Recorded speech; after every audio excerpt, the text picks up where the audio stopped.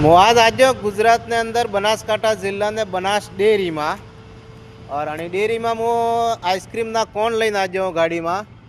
और આના વિડીયો બતાવવાનો એક જ કારણ है कि ये बिल्डिंग है देखे अणमा टोटल ऑफिस है और डेरीનું કામ પેલી બાજુ ચાલે है ये सब देखे अणी बाजू डेरीનું પૂરું કામ ચાલે है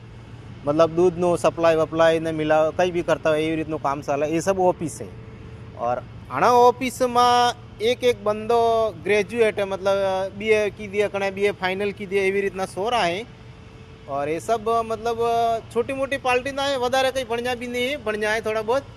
और अच्छो खासो पैसा कमाई रह जाए और आपणे वटे जे छोरा बनाड़े के